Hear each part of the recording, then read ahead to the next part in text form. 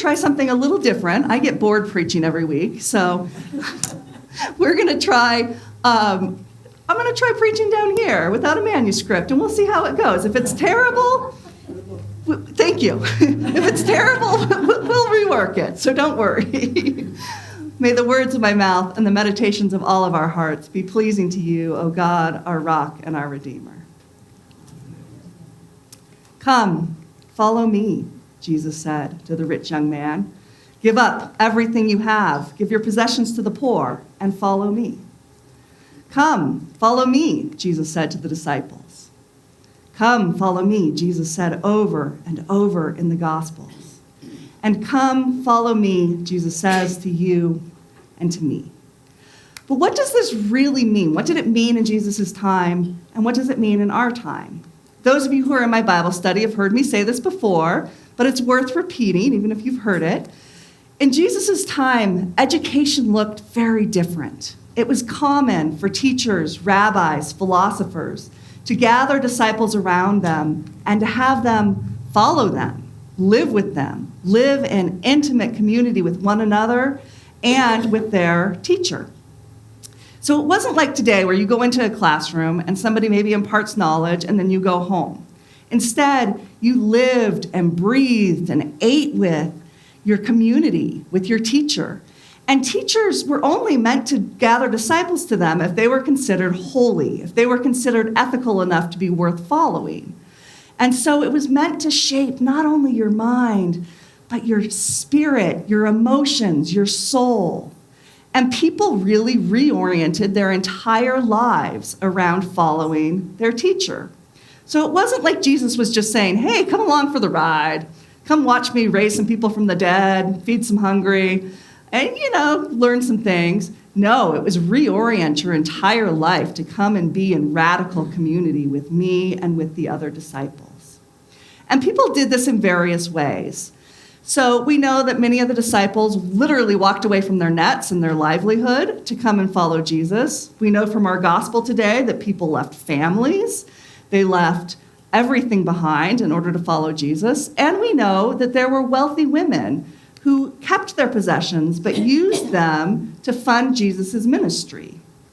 Well, then we come to the rich young man.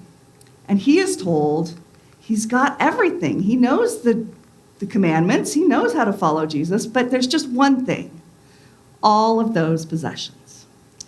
And I have to imagine Jesus knew that he was one who oriented his life around his possessions. He was defined by those possessions. They identified him. They told him who he was. And so in order to reorient his life around Christ, he needed to let go of those possessions. But that's one step too far for him. And he goes away, walks away sadly. We have a similar sort of thing in Amos. The people of God, we know throughout other passages of Amos, they're doing what they think they're supposed to do to worship God. They're doing their religious festivals. They're singing their songs. They're engaging in sacrifices. They are trying to be faithful people of God. But what are they not doing? They are not following the God of the poor, the God of justice, the God of peace. They are walking another path. And they come to a crossroads. And God says, if you want to follow me, you have to stop trampling on the needy and the poor. You have to let justice be your watchword. You need to reorient your lives to follow me. My favorite literary example of this, and this I cannot do on my own, I have to read this to you, is from Jean Valjean in Les Miserables. In both the musical and the book, we see him, this main character, who has stolen a bit of bread and to feed some hungry people and his hungry children. And he ends up in prison with harsh punishment for years and years and years for this crime. He's finally released, and embittered by his experience, he takes advantage of the hospitality of the bishop who invites him in and steals some silver. And of course, he is caught immediately. And of course, the police don't believe his story, that this was all a gift. And so they drag him back to the bishop. And the bishop says, no, this was a gift. He's right. And my friend, Jean Valjean, you forgot the best part. You forgot these silver candlesticks. And he is absolutely undone by this moment of mercy, by this moment of grace, by this moment of love. And this is what the book says. Faced with all these things, he reeled like a drunk. Did a voice whisper in his ear that he had just passed through the decisive hour of his destiny? That there was no longer a middle course for him? That if thereafter he were not the best of men, he would be the worst? That he must now, so to speak, climb higher than the bishop or fall lower than the convict? One thing was certain, though. He did not suspect it, that he was no longer the same man, that all was changed in him, that it was no longer in his power to prevent the bishop from having talked to him and having touched him. I think all of us have crossroads moments where we are touched by grace. We are touched by love. We hear God calling, follow me. Maybe it's in big ways, maybe it's in little ways, but we all have these moments. And I tried to think through some of these moments in my life, and there have been a lot, but the one that really came to me was when I was about 20, and I was desperately trying to hold on to my childhood faith. I had clear doctrines, I had clear dogma, I had certainty, I knew who was in and out, and none of it was making sense to me anymore. And I suddenly felt like I couldn't believe. And everything else, in your 20s, everything kind of comes unraveled anyway as you're trying to make sense of your life, and everything felt out of control, which I hated. So I was in prayer, and I'm not a visual person, so it was really surprising to me to suddenly see an image of this shipwrecked boat in the middle of an ocean with waves heaving all around it. And there I am clinging to this tiny splintered plank, desperately trying to stay out of the ocean. And what does God say to me? Throw yourself into the waves. No. This is what we are trying to avoid. Thank you very much. That looks really out of control. That looks really frightening. At least I know this plank will hold me up and out of the water for a little while longer. And then I heard again, throw yourself into the waves. Well, it became clear to me that what I was clinging on to, what I thought was giving order to myself, what I thought was giving me a sense of God's presence, was actually preventing me from knowing God, from knowing the vast, wild, crazy grace and love of God.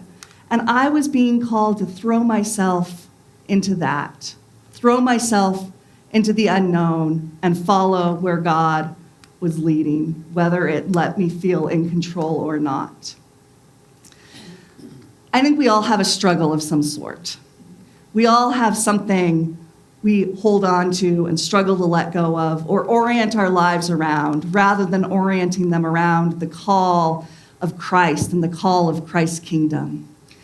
And it might be possessions. Many of us, that's something we struggle with, or a job that gives us our identity, or particular relationships, or a particular kind of faith, or a belief that maybe you're not loved, you're not worth loving, and you're not worth being a part of Christ's kingdom and what Christ is trying to do in the world.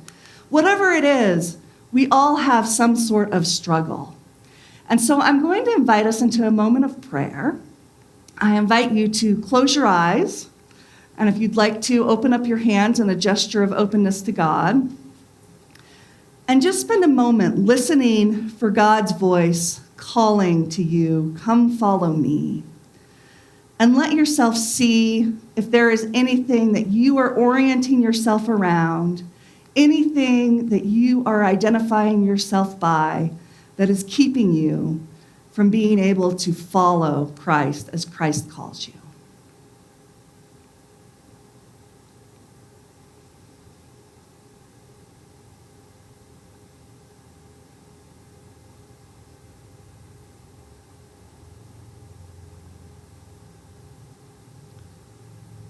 And as you feel able, let God help you with that.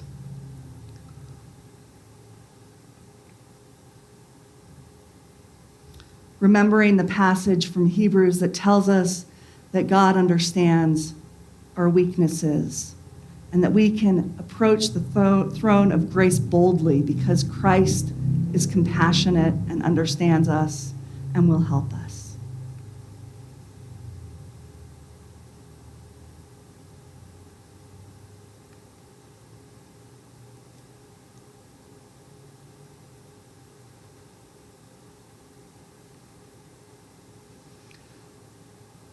Amen. So I'll remember that this is a hard journey. Following Christ is not easy. Following and seeking to establish a kingdom that we cannot yet see is not easy. And yet grace will always be with us, no matter how often we stumble in our journey to do so.